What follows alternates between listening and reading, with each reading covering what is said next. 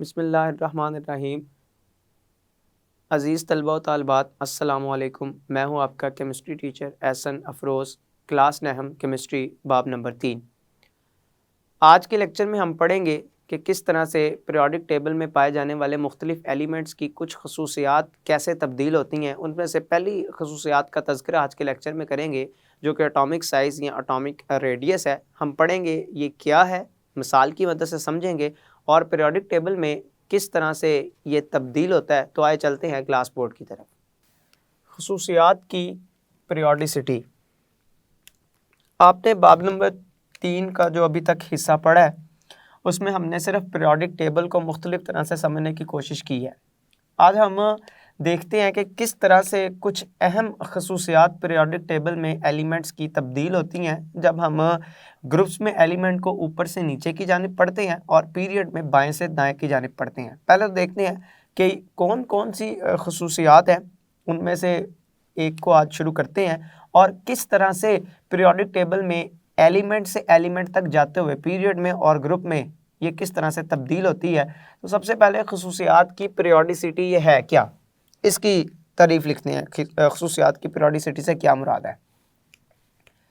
तो मैं लिखता हूं कि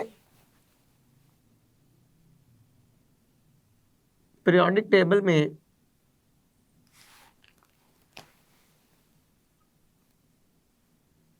पीरियोडिक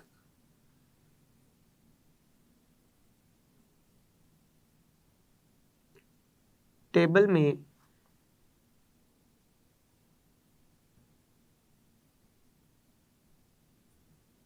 बाकायदा वक्फों के बाद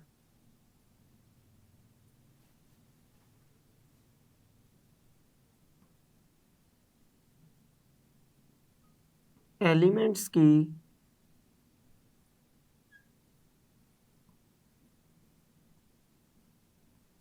खसूसियात में दोहराओ खसूसियात की पीरियोडिसिटी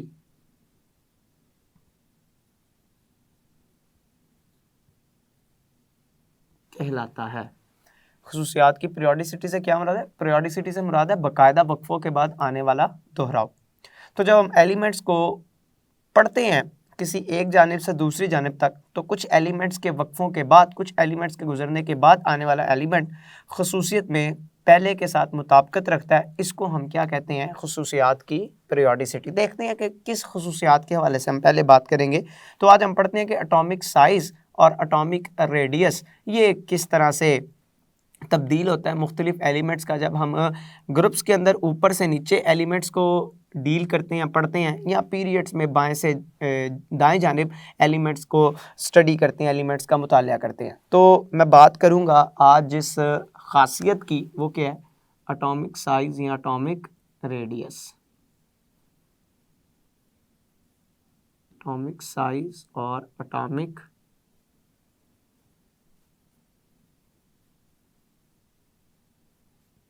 रेडियस।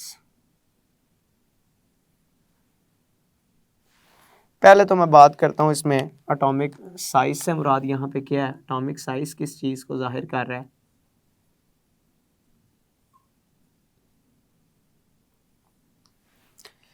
तो किसी भी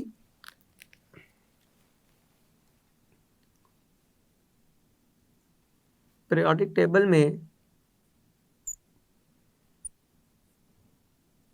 किसी भी एलिमेंट के साइज को, किसी भी एलिमेंट के साइज को उसके रदास यानी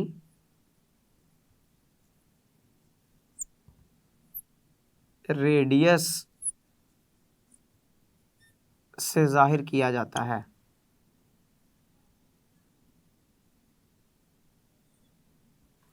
किसी भी एलिमेंट का जो साइज़ है उसका अंदाज़ा, उसका तखमीना हम उस एलिमेंट के एक एटम के रेडियस की मदद से निकाल सकते हैं। तो साइज़ को समझना है तो रेडियस के बारे में हमें पता होना चाहिए कि ये रेडियस क्या है।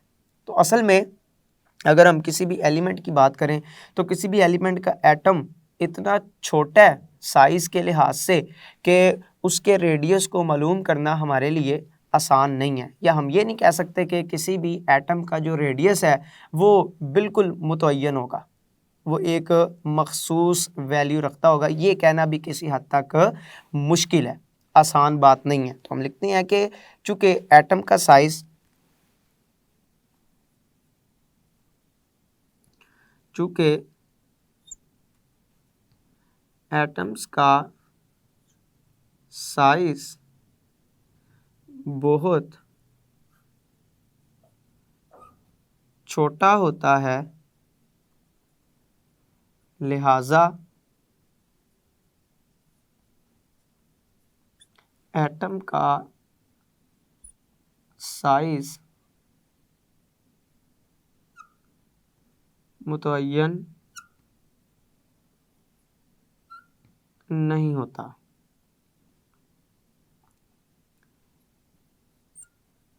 इसकी कोई मखसूस हद नहीं होती। क्या मुराद है इस लाइन से? इस लाइन से मुराद है, मैं एक बड़ी आसान सी बात करता हूँ। आज का जो जदीद मुतालिया है किसी एटम के साख्त के हवाले से, वो हमें इस बात की तरफ इशारा करता है कि जो इलेक्ट्रॉन है उसका न्यूक्लियस के गिर्द घूमना वो सिर्फ दो रुखी नहीं है बल्कि तीन रुखी है। इलेक्ट्रॉन की न्यूक्लियस के गिर्द गर्दिश तीन रुखी है। जब इलेक्ट्रॉन न्यूक्लियस के गिर्द घूमता है तो न्यूक्लियस के गिर्द घूमते हुए कभी वो न्यूक्लियस के करीब भी देखा गया, ये मैं बिल्कुल जदीद मुताले की बात कर रहा हूँ, कभी वो न्यूक्लियस के करीब भी देखा गया है और कभी वो न्यूक्लियस से काफ़ी ज़्यादा फासले के ऊपर भी देखा गया है। मैं मिसाल देता हूँ कि अगर ये न्यूक्लियस है किसी एटम का और ये इलेक्ट्रॉन है, तो इलेक्ट्रॉन कभी न्यूक्लियस के करीब भी घूमते हुए देखा गया है, कभी इलेक्ट्रॉन न्यूक्लियस से दूर भी घूमते हुए देखा गया है। तो इलेक्ट्रॉन की किसी एक पोजीशन को बताना ये मुमकिन नहीं है। अगर मैं कहूँ कि ये पहला शेल था, ये पहला एनर्जी लेवल था जिसको मैं ये इस लाइन की मदद से ज़ाहिर कर रहा हूँ, तो इस लाइन में इलेक्ट्रॉन कभी न्यूक्लियस के करीब भी देखा गया, कभी न्यूक्लियस से फासले के ऊपर भी देखा गया। तो बताना कि एटम का जो साइज़ है न्यूक्लियस से लेकर यहाँ तक होगा, ये फिक्स कर देना, ये गलत बात है। ये यहाँ से लेकर यहाँ तक होगा, फिक्स कर देना, गलत बात है। यहाँ से लेकर यहाँ तक होगा, फिक्स कर देना, गलत बात है।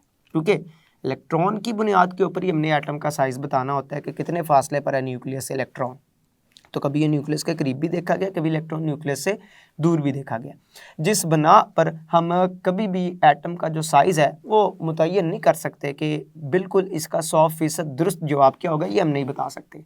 लेकिन खैर, अगर हमने एटम का रेडियस मालूम करना हो तो रेडियस को मालूम करने के लिए हम क्या समझते हैं, हम एटम को दायरे की शक्ल में समझते हैं कि एटम जो हैं उनकी अशकाल किस तरह की होंगी, दायरवी शक्लें होंगी। और जब दो एटम्स एक दूसरे के करीब होते हैं तो उनके जो दायरे होते हैं वो एक दूसरे को छू रहे होते हैं, और उस बिना के ऊपर हम उन में से एक एटम के रेडियस को मालूम करने की कुछ कोशिश कर सकते हैं। लिहाजा मैंने कहा कि किसी भी एलिमेंट का जो साइज़ है वो एटम के रदास से ज़ाहिर किया जाता है, रेडियस से ज़ाहिर किया जाता है। एटम का साइज़ छोटा होता है, लिहाजा हम इसके साइज़ को मुतय्यन तो नहीं करते, इसकी कोई मखसूस हद नहीं होती साइज़ की। वो मैंने उसकी एक छोटी सी मिसाल भी आपके सामने रखी है। साथ ही मैं ये भी कहता हूँ कि एटम के साइज़ को मालूम करने के लिए एटम के साइज़ को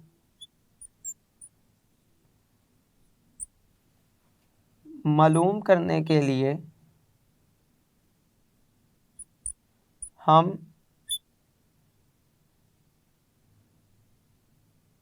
एटम की शक्ल को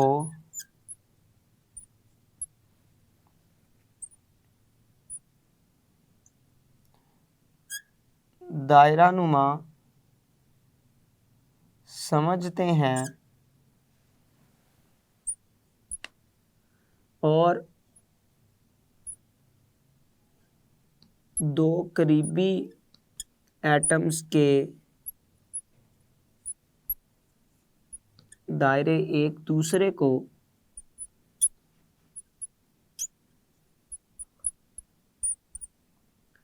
छू रहे होते हैं जिनकी मदद से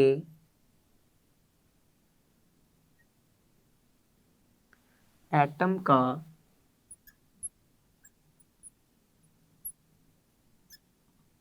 रेडियस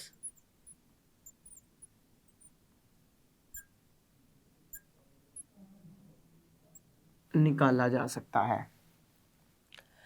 हमने कहा कि वैसे तो साइज़ बताना ये मुश्किल है, ये हम इसको मुतय्यन हिसाब से नहीं बता सकते, लेकिन चूँकि मालूम करना है, कुछ ना कुछ इसके बारे में मालूमात चाहिए, लिहाजा हम एटम साइज़ बहुत छोटा है जिसकी वजह से हम इसको समझते हैं कि इसकी शक्ल किस तरह की है, दायरे नुमा।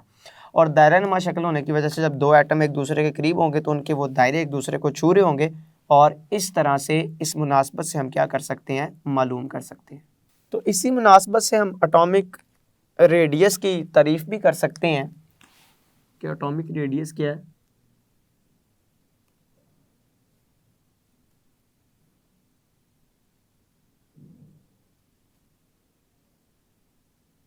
हम लिखेंगे कि दो जुड़े हुए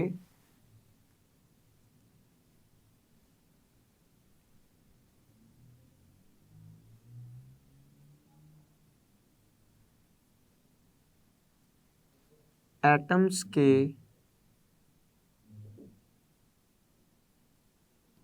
दरमियानी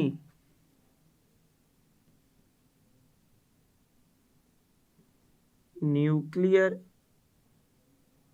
फासले का निस्फ एटॉमिक रेडियस कहलाता है। दो जुड़े हुए एटम्स के एक एटम के न्यूक्लियस से दूसरे एटम के न्यूक्लियस का जो मुकम्मल फासला होगा उसको न्यूक्लियर फासला बोला जाएगा, और उस न्यूक्लियर फासले का जो आधा होगा, जो निस्फ होगा, वो क्या कहलाएगा, एक एटम का एटॉमिक रेडियस कहलाएगा। हम एटॉमिक रेडियस को एक और तरह से भी समझ सकते हैं, इसकी तारीफ कर सकते हैं। हम ये लिखते हैं कि किसी भी एटम के न्यूक्लियस से बैरूनी शेल तक के फासले को एटॉमिक रेडियस कहा जाता है। अब मैं दोनों तारीफ़ों के लिए हाथ से ज़रा डायग्राम बना के समझा दूं आपको। पहले मैंने बात की कि दो जुड़े हुए एटम्स के दरमियानी न्यूक्लियर फासले का निस्फ। मैं मिसाल देता हूं कि मेरे पास है, मिसाल के तौर पर कार्बन,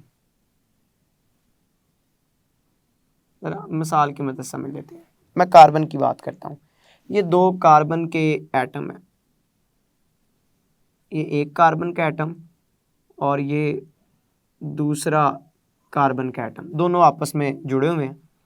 ये एक कार्बन का न्यूक्लियस, ये दूसरे कार्बन एटम का न्यूक्लियस। तो दोनों कार्बन एटम के न्यूक्लियस का ये जो दरमियानी फासला है, ये इस दरमियानी फासले को जब मैं आधा करूंगा, ये मैंने आधा कर दिया, तो इस पूरे दरमियानी फासले का जो निस्फ होगा, जो आधा होगा, वो क्या कहलाएगा, एटॉमिक रेडियस।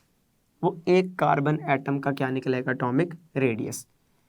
जब ये मैं मुकम्मल फासला देखता हूँ एक न्यूक्लियस लेकर दूसरे न्यूक्लियस तक का, तो इस मुकम्मल फासले को मैं नाम देता हूँ 2r, मतलब ये दो रेडियस का मजमू है, और ये किसके बराबर होता है, ये बराबर होता है 154 पिकोमीटर के। लेकिन मैंने क्या करना है, मैंने सिर्फ एक एटम का एटॉमिक रेडियस निकालना है, तो उसके लिए मैं क्या करता हूँ, सिर्फ एक का रेडियस निकालने के लिए इसका हाफ कर लेता हूँ, इसका निस्फ कर लेता हूँ, 2 पर तकसीम कर देता हूँ, और मेरे पास इसका जवाब आएगा 77 पिकोमीटर। ये मेरे पास कार्बन के एक एटम का क्या निकल आया, एटॉमिक रेडियस निकल आया। तो दो जुड़े हुए एटम्स के न्यूक्लियाई के दरमियानी फासले का जो निस्फ है, उस निस्फ को क्या बोला जाता है, एटॉमिक रेडियस बोला जाता है। इसका मतलब कि इसको मैं क्या नाम दूंगा, ये जो मैंने यहाँ से लेकर यहाँ तक का ये फासला निकाला है, ये फासला क्या कहलाएगा, एटॉमिक रेडियस। इसको एटॉमिक रेडियस का नाम दिया जाता है। ये जो मैंने दूसरी तारीफ लिखी है कि किसी भी एटम के न्यूक्लियस से बैरूनी शेल तक के फासले को एटॉमिक रेडियस कहा जाता है, तो मैं लिखूंगा कि आप फर्ज कर लें कि ये मेरे पास एक एटम है जिसका ये न्यूक्लियस है और ये सबसे बाहर वाला शेल है, सबसे बैरूनी शेल है। तो इस एटम के इस न्यूक्लियस से लेकर ये बैरूनी शेल तक का ये जो फासला है, इस फासले को क्या नाम दिया जाएगा, ये फासला क्या कहलाएगा, एटॉमिक रेडियस। इस फासले को हम क्या नाम देंगे, एटॉमिक रेडियस का नाम देंगे। लेकिन एक बात मैं आपको पहले बता चुका हूं कि एटम का जो साइज है ना, उसको हम बैरूनी शेल की मुनासबत के लिहाज से वाज़ेह नहीं कर सकते, क्योंकि एक ही शेल के अंदर इलेक्ट्रॉन कभी किसी जगह पर है, कभी किसी जगह पर है। तो लिहाजा इस दूसरी तारीफ से जो ज़्यादा बेहतर है, ये पहले वाली तारीफ है, और हमारी टेक्स्ट बुक ने भी ये पहली वाली ही तारीफ लिखी है। दूसरी तरह से भी हम इसकी तारीफ कर सकते हैं, लेकिन ज़्यादा बेहतर है कि आप अपनी टेक्स्ट बुक वाली तारीफ को ही याद रखेंगे। दोनों तरह से वैसे किया जा सकता है, लेकिन ज़्यादा बेहतर ये ऊपर वाली तारीफ है कि दो जुड़े हुए एटम्स के दरमियानी न्यूक्लियाई फासला का जो निस्फ है वो क्या कहलाता है, एटॉमिक रेडियस। और कार्बन का एटॉमिक रेडियस कितना है, 77 पिकोमीटर। ये था एटॉमिक रेडियस और उसकी मिसाल। मैं यूनिट बताता चलूं कि रेडियस का यूनिट क्या होगा। अगर यूनिट के लिहाज से बात करें तो रेडियस क्या है, फासला दो न्यूक्लियाई के दरमियान का, या उसका हाफ, उसका निस्फ, या न्यूक्लियस से आखिरी शेल तक का फासला है। और फासले के मुख्तलिफ यूनिट्स को इस्तेमाल किया जाता है। हम बात कर रहे हैं एटमी सतह के ऊपर, और एटम का साइज़ इतना छोटा है कि ये फासले की वैल्यू भी बहुत थोड़ी है, और थोड़ी वैल्यू होने की वजह से हम फासले का जो छोटा यूनिट है वो इस्तेमाल करते हैं रेडियस को ज़ाहिर करने के लिए। हम नैनोमीटर का इस्तेमाल करते हैं, हम पिकोमीटर का इस्तेमाल करते हैं, हम एंगस्ट्रम जैसे यूनिट का इस्तेमाल करते हैं एटॉमिक रेडियस के फासले को मालूम करने के लिए। तो इधर मैं लिखता हूँ पिकोमीटर,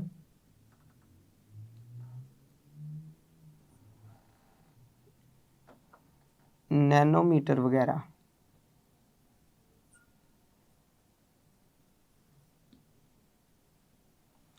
पिकोमीटर को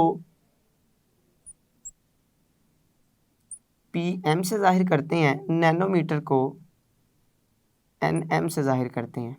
एक यूनिट एंगस्ट्रम है, इसका भी इस्तेमाल किया जाता है। एंगस्ट्रम को हम जाहिर करते हैं ए के ऊपर ये छोटा सा नोट लगाकर, और अगर मीटर के अंदर एंगस्ट्रम की वैल्यू लिखी जाए तो ये बनती है 10 की ताकत -10 मीटर।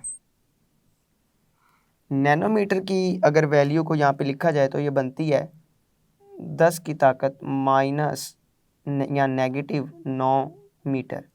अगर पिकोमीटर की वैल्यू इधर लिखी जाए तो ये 10 की ताकत -12 मीटर बनती है।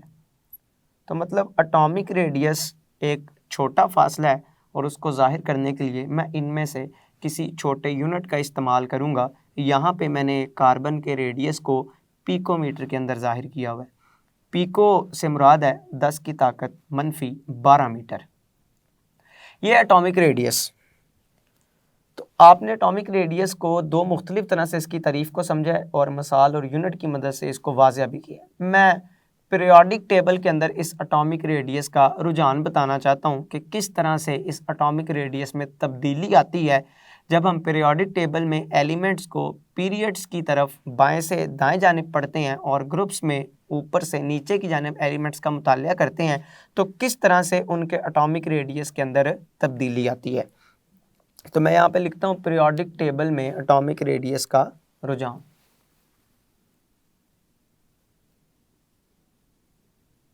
पीरियोडिक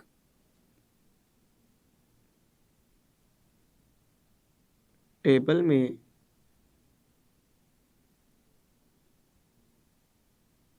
एटॉमिक रेडियस का रुझान।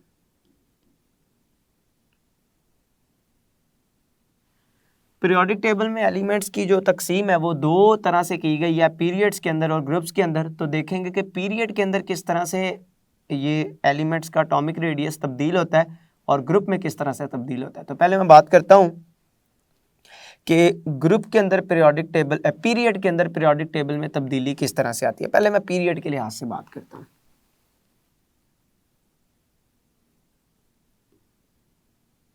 पीरियड्स में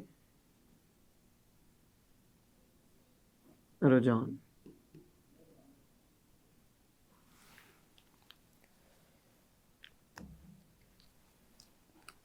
तो पीरियड में जब हम बाएं से दाएं जानिब चलते हैं एलिमेंट्स को लेकर, तो बाएं से दाएं जानिब जाते हुए पीरियोडिक टेबल में पीरियड्स के अंदर एटॉमिक रेडियस कम होता चला जाता है। तो पीरियोडिक टेबल में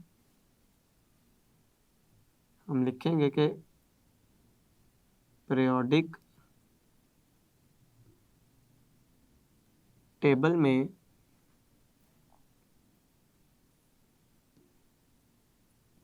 पीरियड्स में बाएं से दाएं जानिब जाते हुए एलिमेंट्स का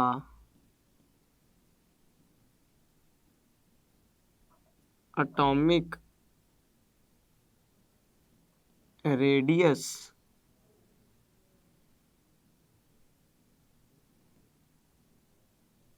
कम होता चला जाता है। जब हम पीरियड में बात करते हैं बाएं से दाएं जानिब, तो एलिमेंट का एटॉमिक रेडियस ये पीरियड में चलते चलते कम होता चला जाता है। मिसाल के तौर पर, मिसाल की मदद से इस बात को समझते हैं। मैं लिखता हूं, मैं दूसरे पीरियड के एलिमेंट्स की बात करता हूं, दूसरे पीरियड के एलिमेंट। तो इधर लिखते हैं एलिमेंट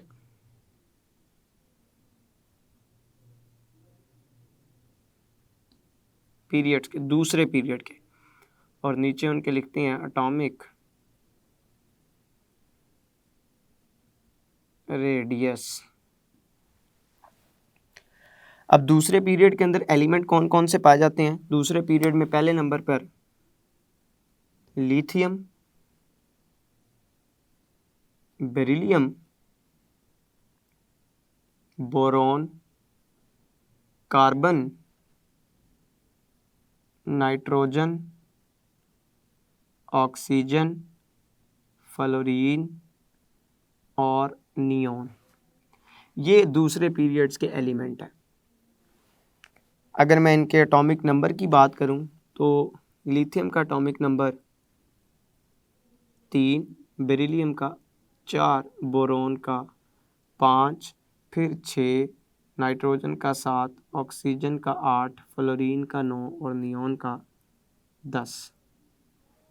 तो आप देख रहे हैं कि पीरियोडिक टेबल के अंदर एलिमेंट्स के पीरियड्स की बात करूं, पीरियड्स में, तो पीरियड्स में एलिमेंट्स के एटॉमिक नंबर में होने वाला इजाफा मुसलसल है, 3, 4, 5, 6।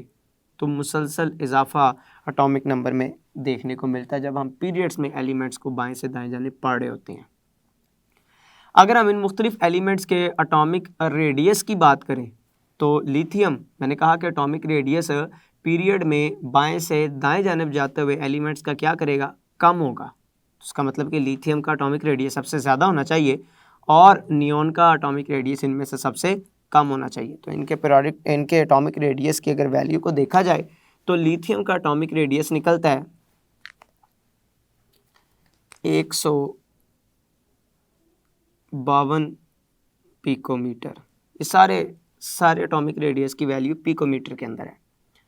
लिथियम के आगे जब हम बेरिलियम की बात करते हैं तो एटॉमिक रेडियस कम हो जाता है और ये कम होकर 112 पिकोमीटर रह जाता है। जब मज़ीद आगे चलते हैं तो बोरॉन में एटॉमिक रेडियस 112 से मज़ीद गिर के मज़ीद कम होकर 85 पिकोमीटर हो जाता है। मज़ीद आगे अगर चलें कार्बन, तो कार्बन का जो एटॉमिक रेडियस है वो 77 पिकोमीटर है। नाइट्रोजन की बात करें तो नाइट्रोजन का रेडियस 75 पिकोमीटर है। ऑक्सीजन की बात करें तो इसका एटॉमिक रेडियस 73 पिकोमीटर है। अगर फ्लोरीन की बात करें तो इसका एटॉमिक रेडियस 72 पिकोमीटर और नियोन का एटॉमिक रेडियस पिकोमीटर। तो आप देख सकते हैं कि किस तरह से ये सेकंड या दूसरे पीरियड में पाए जाने वाले एलिमेंट्स के एटॉमिक रेडियस के अंदर बतदरीज कमी देखने को मिली है जब हम पीरियड में बाएं से दाएं जानिब जाते हैं। तो जैसे जैसे पीरियड में बाएं से दाएं जानिब जाते जाएंगे वैसे वैसे आप देखेंगे कि एटॉमिक रेडियस के अंदर क्या होती चली जाएगी, कमी होती चली जाएगी। अब एटॉमिक रेडियस में ये जो होने वाली कमी है इसकी असल वजह क्या है, हम उस असल वजह की तरफ आते हैं, उसके ऊपर बहस करते हैं कि क्या वजह है कि एटॉमिक रेडियस पीरियड में बाएं से दाएं जाने बाते हुए कम होता है। तो वजह देखते हैं। हम जानते हैं कि किसी एक पीरियड में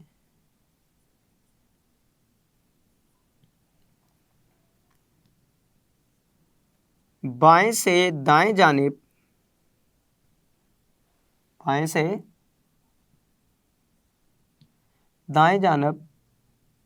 एटॉमिक नंबर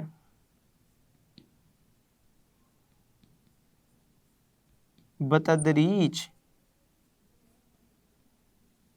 बढ़ता है। एटॉमिक नंबर में बतदरीज इजाफा हो रहा है। आपने देखा कि लिथियम से नियोन तक आते आते एटॉमिक नंबर के अंदर होने वाला इजाफा क्या था, मुसलसल।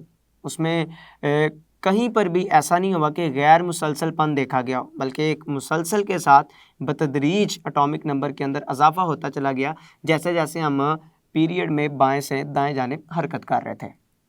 तो पीरियड में बाएं से दाएं जानिब एटॉमिक नंबर बतदरीज बढ़ता है।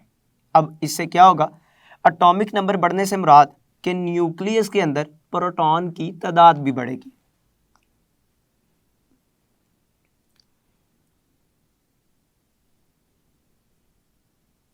इससे मतलब एटॉमिक नंबर के बतदरीज इजाफे से इससे एटम के न्यूक्लियस में प्रोटॉन्स की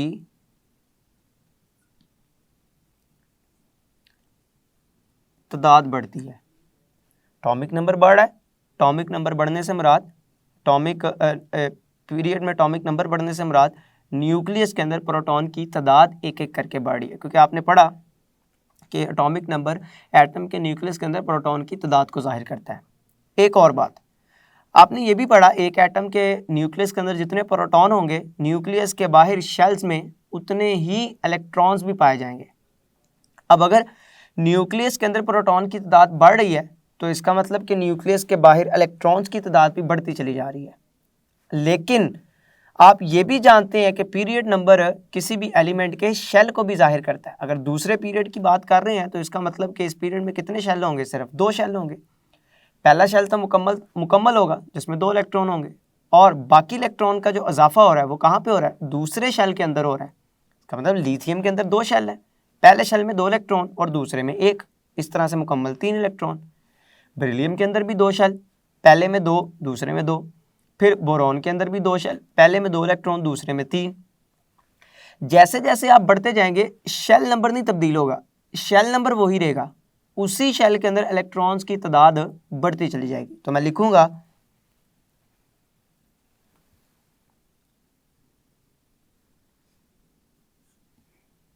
कि एटॉमिक नंबर के बढ़ने से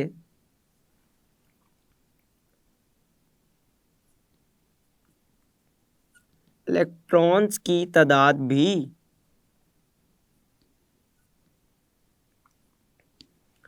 बढ़ती है लेकिन शेल्स की तादाद एक पीरियड के तमाम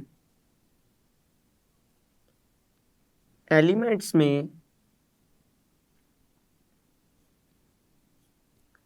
यकसां रहती है। शेल्स की तादाद नहीं बढ़ी, शेल के अंदर इलेक्ट्रॉन की तादाद बढ़ी है। अब इससे होगा क्या? अब शेल वही, मतलब न्यूक्लियस के गिर्द जो फासला था उस फासले में कोई खातिर खा इजाफा नहीं हो रहा, बल्कि उसी फासले पर रहते हुए इलेक्ट्रॉन की तादाद बढ़ती चली जा रही है शेल में, दूसरे शेल में, जबकि न्यूक्लियस के अंदर प्रोटॉन की तादाद बढ़ती चली जा रही है। अब न्यूक्लियस में प्रोटॉन की तादाद जितनी ज़्यादा होती चली जाएगी, न्यूक्लियस की जो अट्रैक्शन है वो उस दूसरे शेल में मौजूद इलेक्ट्रॉन्स के ऊपर उतनी ज़्यादा बढ़ती चली जाएगी। जब न्यूक्लियस की अट्रैक्शन उसी शेल में इलेक्ट्रॉन्स की तादाद बढ़ने से और न्यूक्लियस के अंदर प्रोटॉन की तादाद बढ़ने से बढ़ती चली जाएगी, तो अट्रैक्शन के बढ़ने की वजह से वो शेल, दूसरा शेल, मैं सिर्फ दूसरे पीरियड की भी बात, दूसरा शेल न्यूक्लियस के करीब होता चला जाएगा। जब न्यूक्लियस के करीब होगा तो करीब होने की वजह से जो एटॉमिक रेडियस है वो कम होता चला जाएगा। तो यही असल वजह थी जिसकी बुनियाद पर आपने देखा कि पीरियड में बाएं से दाएं जानिब हरकत करते हुए एलिमेंट्स का एटॉमिक रेडियस कम होता है। अब इस सारी चीज से हो गया क्या कि न्यूक्लियस में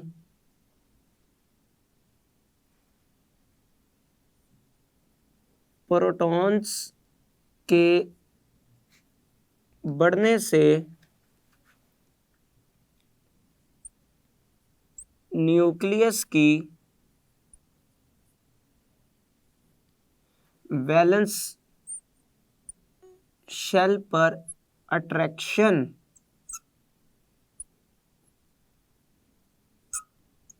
बढ़ती जाएगी,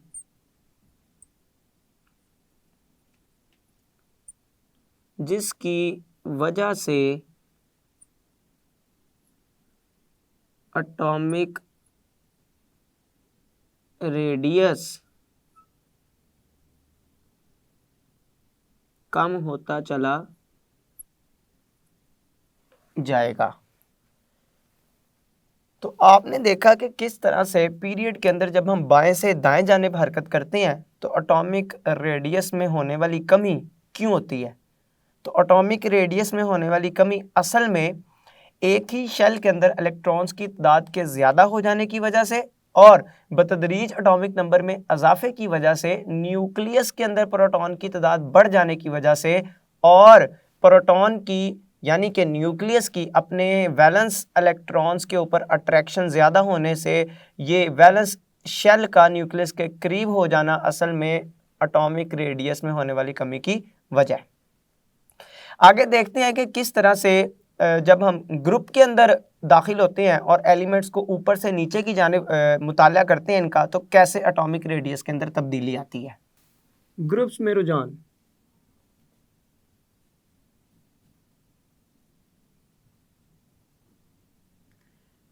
देखते हैं कि एटॉमिक रेडियस किस तरह से ग्रुप में एलिमेंट्स का तब्दील होता है। जब हम ग्रुप को ऊपर से नीचे की जानिब पढ़ते हैं तो ग्रुप में कैसे ये तब्दीली आती है।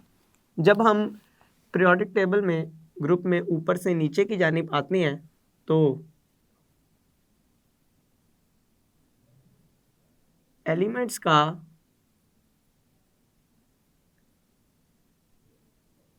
एटॉमिक रेडियस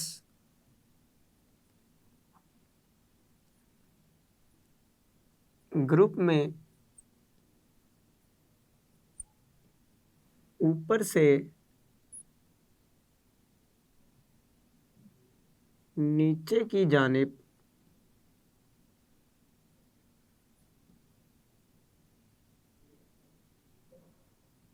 बढ़ता है। पीरियड के अंदर हमने बात की थी कि बाएं से दाएं जानिब हरकत करते हुए एलिमेंट्स के एटॉमिक रेडियस के अंदर कमी आती है और उस कमी को हमने बड़ी तफसील के साथ समझा कि क्यों आती है।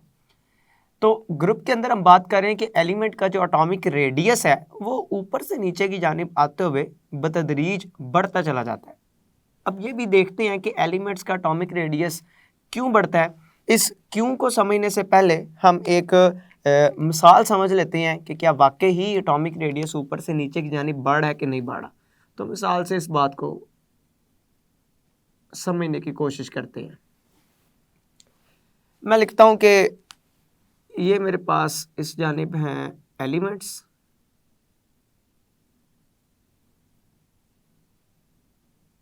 और इस तरफ है उनके एटॉमिक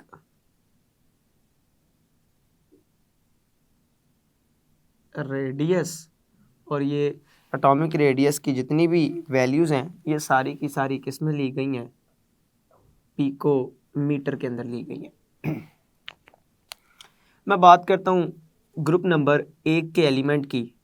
मैं इधर लिखता हूँ लिथियम, सोडियम, पोटाशियम,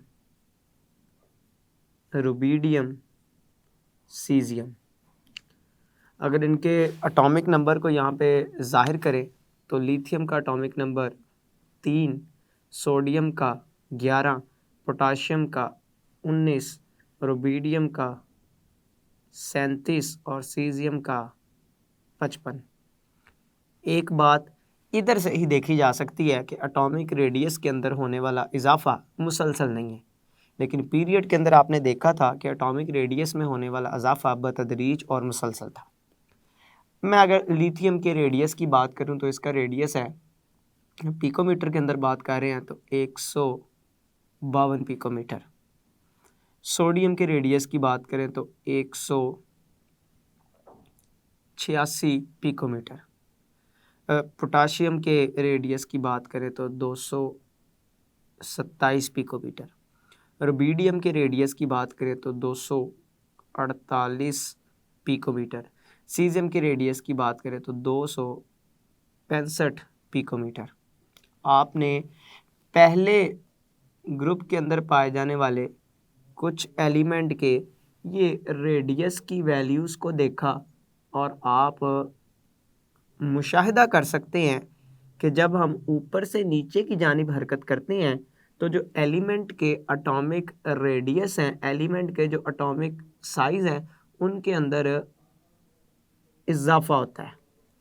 लिथियम का साइज़ इनमें से सबसे कम है, जबकि नीचे आते आते सीजियम का साइज़ इनमें से सबसे ज़्यादा है। तो अब इस साइज़ के अंदर इजाफे की बुनियादी वजह क्या है, उस वजह की तरफ आते हैं। उस वजह को समझने की कोशिश करते हैं कि ऊपर से नीचे हरकत करते हुए एलिमेंट्स के ये जो एटॉमिक रेडियस है इनमें ये होने वाला इजाफा असल में क्यों है, क्या वजह हो सकती है इसकी। पहले नंबर पर तो हमने ये बात की कि ग्रुप में ऊपर से नीचे आते हुए एटॉमिक नंबर के अंदर बतदरीज इजाफा नहीं होता। पहली बात तो ये लिखें कि ग्रुप में ऊपर से नीचे एलिमेंट्स के एटॉमिक नंबर बतदरीज नहीं बढ़ते। ये पहली बात। दूसरे नंबर पर हम ये लिख सकते हैं कि ग्रुप में ऊपर से नीचे आते हुए हर पीरियड में एक एक शेल बढ़ता चला जाता है। जैसे मैं कहूँ कि ये लिथियम ग्रुप पहला ही है, सारा पहला ग्रुप है। लिथियम उसमें से दूसरे पीरियड से ताल्लुक़ रखता है, इसमें शेल की तादाद है 2। उसी ग्रुप का जो नीचे वाला मेंबर है जो तीसरे पीरियड से ताल्लुक़ रखता है, इसमें शेल की तादाद है 3। उसी ग्रुप का चौथा मेंबर जो है, इस जो चौथे पीरियड से ताल्लुक़ रखता है, इसमें शेल की तादाद है 4। इसी तरह 5, 6। तो आप ये देख सकते हैं कि ऊपर से नीचे आते हुए जो शेल नंबर है वो बढ़ता चला जाता है। तो ग्रुप में लिखें, ग्रुप में ऊपर से नीचे हरकत करते हुए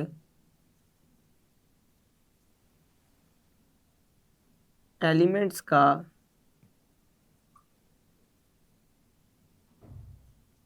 शेल नंबर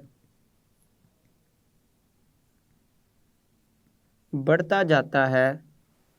अब शेल नंबर के बढ़ने से क्या होगा, जिससे मुअस्सर न्यूक्लियर चार्ज वैलेंस इलेक्ट्रॉन्स पर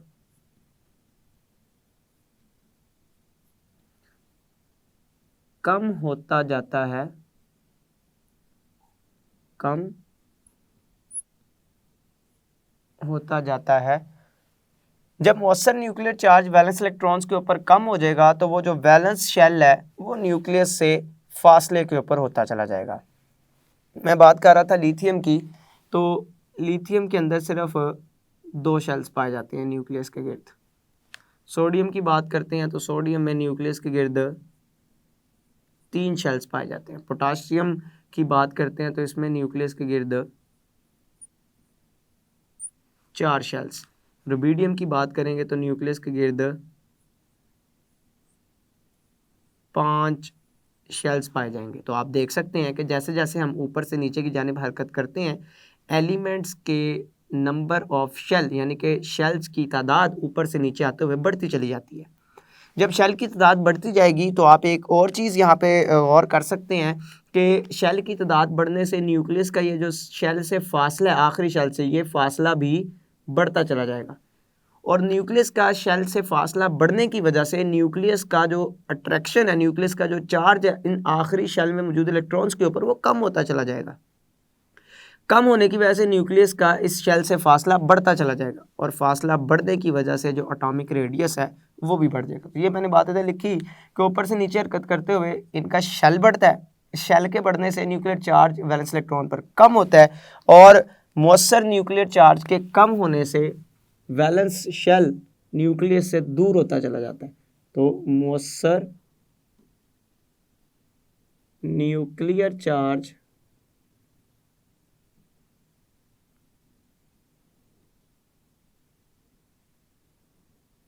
के कम होने से वैलेंस शेल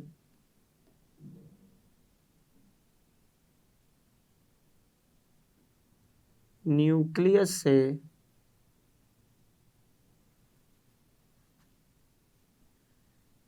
दूर होता चला जाता है,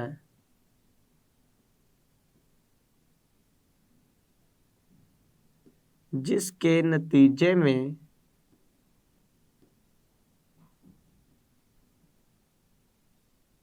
एटॉमिक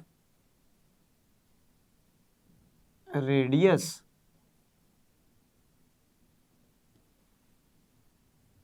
बढ़ता जाता है। तो आपने ग्रुप के अंदर एटॉमिक रेडियस के बढ़ने की वजह पड़ी कि चूंकि ऊपर से नीचे आते हुए एटॉमिक नंबर बतदरीज नहीं बढ़ता, शेल नंबर बढ़ता है। एक एक शेल में होने वाला इजाफा न्यूक्लियस का जो चार्ज है वैलेंस शेल के ऊपर उसको कम करता चला जाता है, जिसकी बिना पर वैलेंस शेल न्यूक्लियस से परे हटता चला जाता है, दूर होता चला जाता है और हम कहते हैं कि ऊपर से नीचे एलिमेंट्स का जो एटॉमिक रेडियस है वो बढ़ता चला आ रहा है। ग्रुप के अंदर तकरीबन यही रुझान देखने को मिलता है पूरे पीरियोडिक टेबल के अंदर। लेकिन जब हम पीरियड के अंदर बात करते हैं तो पीरियड में से भी जो ट्रांजिशन एलिमेंट्स हैं उनके अगर हम पीरियड की जानिब एटॉमिक रेडियस की बात करें तो उसमें भी कुछ तब्दीली पाई जाती है। वैसे तो आपने जर्नल पढ़ा, अगर मैं नॉर्मल एलिमेंट्स के हवाले से बात करूं, नॉर्मल एलिमेंट्स यानी कि ग्रुप नंबर 1, 2 और 13 से लेकर 17 तक के एलिमेंट्स, अगर मैं इनके लिहाज से बात करूं तो बिल्कुल रुझान वही है कि पीरियड में बाएं से दाएं जाने में हरकत करते हुए एटॉमिक रेडियस क्या करेगा, कम होता चला जाएगा। लेकिन जब मैं बात करता हूं ट्रांजिशन एलिमेंट्स की, तो ट्रांजिशन एलिमेंट्स में पीरियड की जानिब एटॉमिक रेडियस का रुझान थोड़ा सा तब्दील है। और वो किस तरह से तब्दील है, मैं इधर लिखता हूं कि ट्रांजिशन एलिमेंट्स में ट्रांजिशन एलिमेंट्स के पीरियड्स में एटॉमिक रेडियस का रुझान।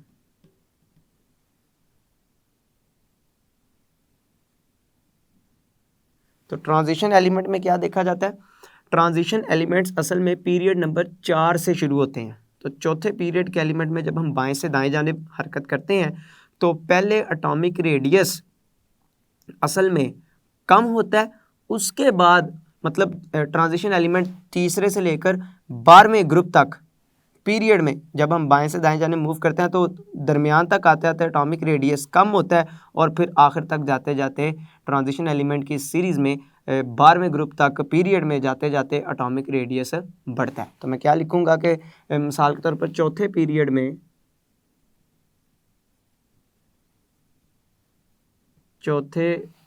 में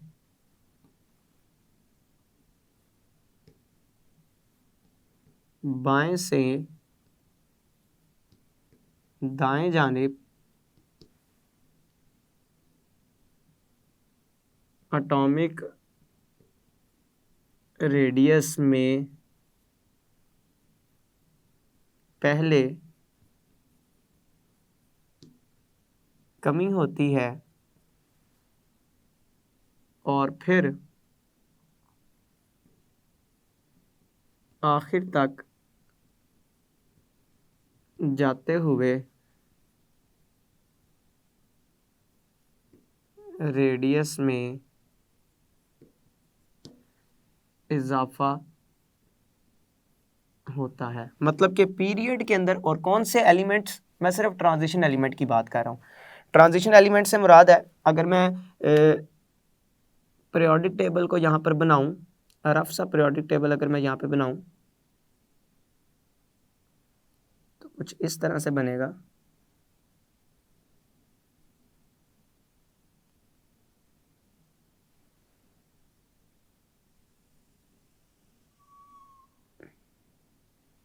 ये एक रफ सा खाका मैंने बनाया पीरियोडिक टेबल का।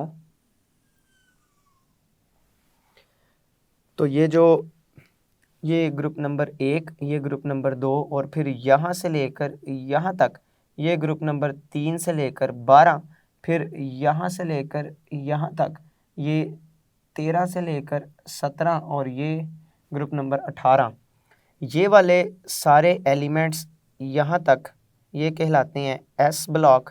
फिर ये वाले सारे यहाँ तक ये कहलाते हैं पी ब्लॉक और ये वाले दरमियान वाले सारे एलिमेंट्स ये 3 से लेकर 12 तक के ये कहलाते हैं डी ब्लॉक और ये आखिर पे जो 2 सीरीज़ हैं ये क्या कहलाती हैं एफ ब्लॉक। ये एक नहीं, ये 2 सीरीज़ हैं असल में। तो ये ट्रांजिशन एलिमेंट्स हैं 3 से लेकर 12 तक। तो पहले एटॉमिक रेडियस 3 से लेकर 7, 8 तक आते आते कम होता है और फिर 12 तक जाते जाते बढ़ता है। मतलब ये एटॉमिक रेडियस पहले आगे आते आते क्या हो रहा है, कम हो रहा है और उसके बाद फिर आगे जाते जाते बढ़ना शुरू हो जाता है। तो इस तरह से एक तब्दीली देखी जाती है ट्रांजिशन एलिमेंट में एटॉमिक रेडियस के तब्दील होने के हवाले से। अज़ीज़ तलबा व तालिबात, आज के लेक्चर में आपने एटॉमिक साइज़ और एटॉमिक रेडियस के फ़र्क को बखूबी समझा और किस तरह से एलिमेंट्स में एटॉमिक रेडियस की तब्दीली देखने को मिलती है पीरियड्स की जानिब, ग्रुप्स की जानिब। मैं उम्मीद करता हूँ आज का लेक्चर आपको बखूबी समझ आया होगा, आप इसको अच्छी तरह से तैयार करेंगे। अल्लाह आपका हामी नासिर है। अस्सलामु अलैकुम।